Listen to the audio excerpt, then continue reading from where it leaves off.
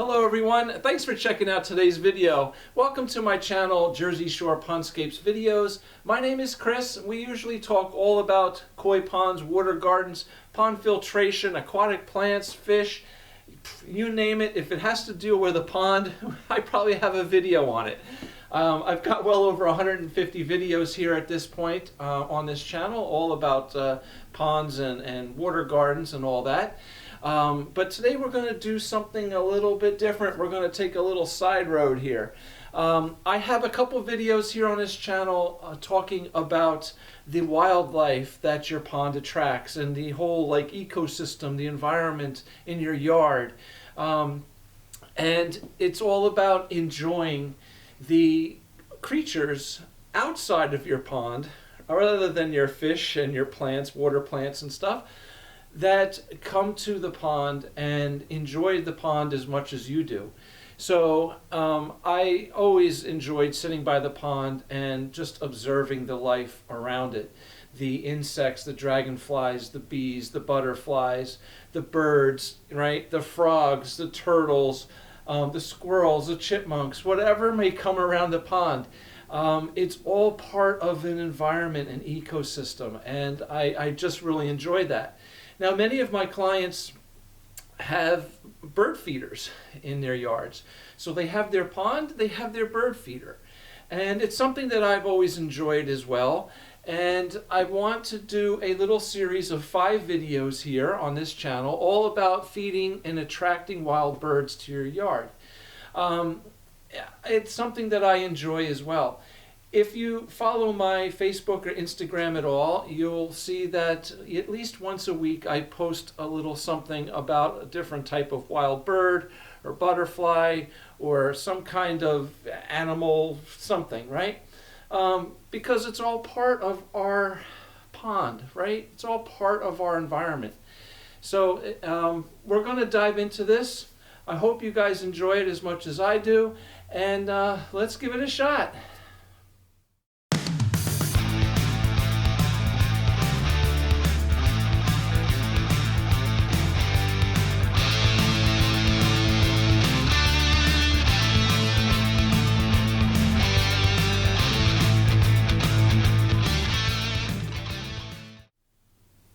Okay, so here we go. This is part 1 of my 5 video series about feeding wild birds. Like I said, it's something that I've always enjoyed and I want to share with you guys, and hopefully you'll enjoy it as well. I have this first video is going to be all about why to feed the birds and how to attract more birds to our yard. So feeding the birds has been something that I've enjoyed for years and years and years. It's just something that kind of makes me feel good. I know I'm helping them, especially in the winter and in the spring. Summer and fall, I kind of cut back on my feeding a little bit. I let the birds kind of rely on their own food sources and nature and do what they do normally. But definitely in the winter, when it's really cold and there's snow on the ground, the birds need to eat. They need that food to help them survive. It's really important for their survival. In the springtime, people overlook feeding the birds, but it's really just as important because most of their seeds and stuff that they normally eat are now starting to sprout and grow. So there's actually less food for them, and many of the insects in the early spring haven't emerged yet, so they don't have all that much food, and they're also looking to lay their eggs and nest and raise their young. So it's important that they have food, okay, and clean water. So I've always had bird feeders in my backyard, and it's just fun to watch. Just to see all the birds that come and the different varieties of birds, and different times of year, different types of birds come. And every once in a while you look out and you see something really different you've never seen before.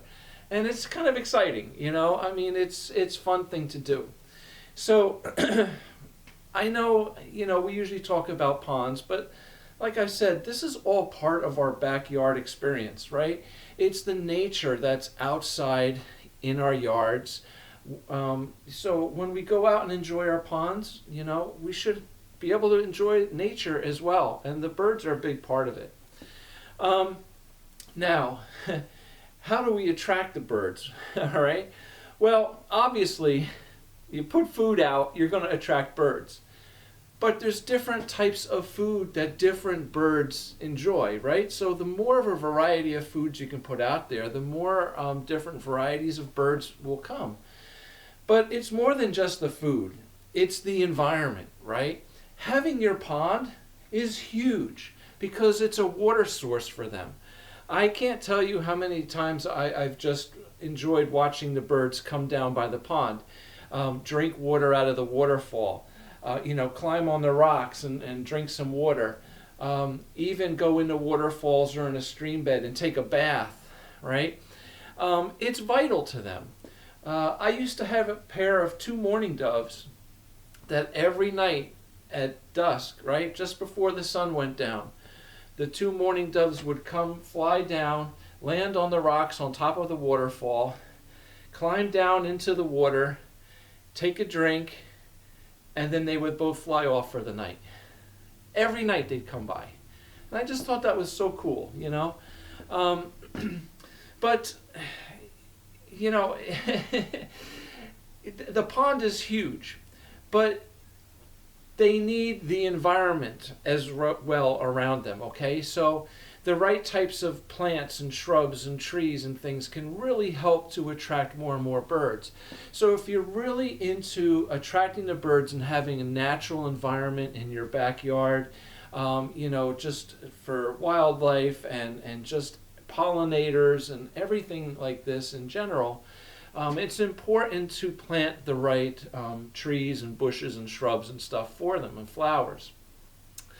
So I think one thing I want you to understand with attracting the birds is that different types of birds live at different levels. Okay, I think that's an easy way to kind of break it down. You have certain birds that love being on the ground and feed on the ground. All right. Robins are huge. I like hardly ever see a robin at my bird feeder, but they're on the ground all the time. Okay, just an example. And then there are birds that live, I want to say, mid-level in the trees.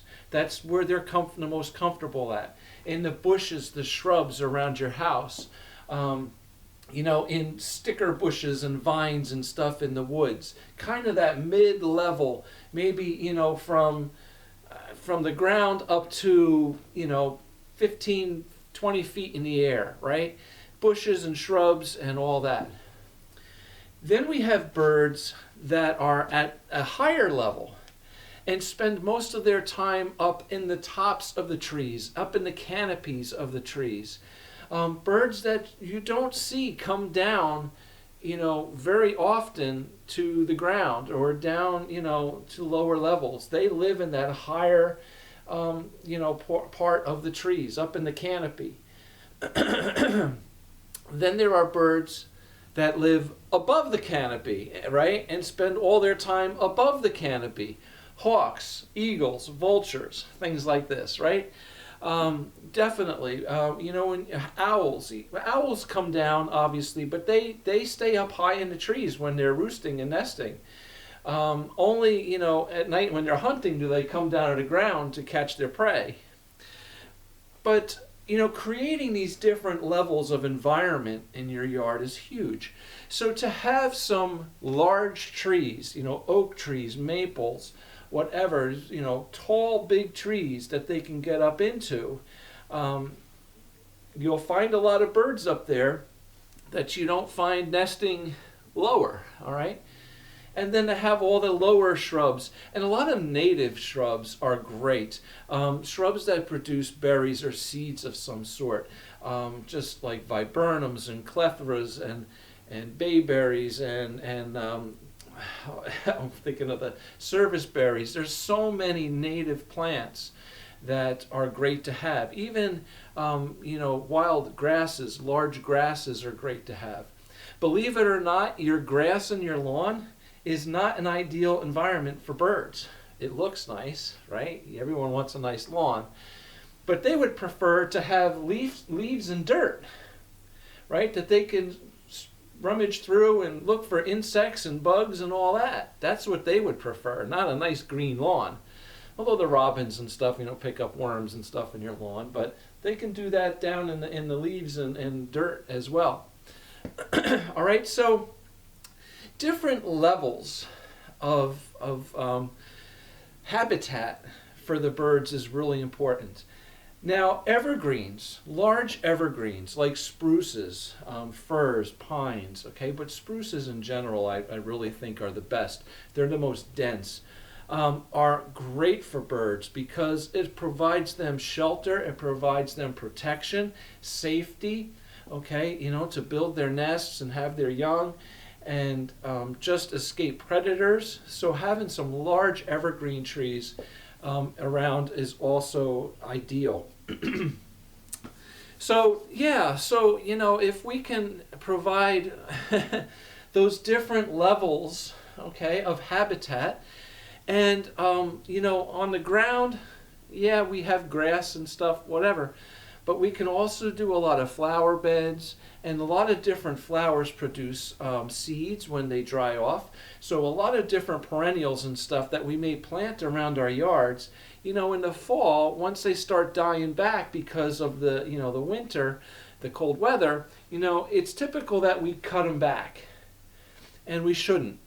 Because when we cut them back, we're cutting off any kind of seed pods or old flowers or anything that are left on there that the birds would be feeding on, okay?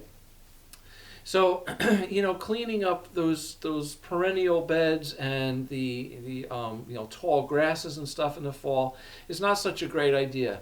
Do that in the spring, right? Let the birds scavenge through all that in the winter and clean up and eat the seeds and just all kinds of different things that they can look for. So, all right. So by providing that habitat, different levels, okay, and food, right, and shelter, you're definitely going to invite many different types of varieties of birds. Also, water, okay? Your pond is great, but so is a bird bath, all right? And like I have a nice bird bath, just a little concrete bird bath out there close to my feeders that I have a heater in there for the winter.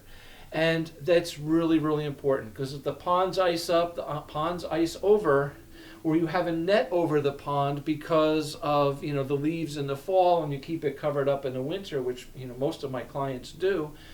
Well, we need to provide water for them. So a nice bird bath and a little bird bath heater. All right, they draw very little power. It's not going to cost you a lot to run it, and you can. I think the bird bath heater that I bought was $10 or $12. Okay. Not very expensive. You just put it there in the water and it keeps the ice melted all winter. All right? And the birds are at it all the time. So it's really important, to give them that source of water too. Now, if you provide all the food, you provide the habitat, they have safety, they have shelter, you may find that they'll be nesting a lot, right? So, if you want to put up a few bird houses here and there, you will find them being used, okay? And it's great, right? The birds feel happy and safe in your yard, and you will, get more and more. Now, whenever you set up a bird feeder, for the first time, it's actually pretty amazing. You probably will be very surprised at the amount of birds that you have in your yard or around your yard that'll come and visit.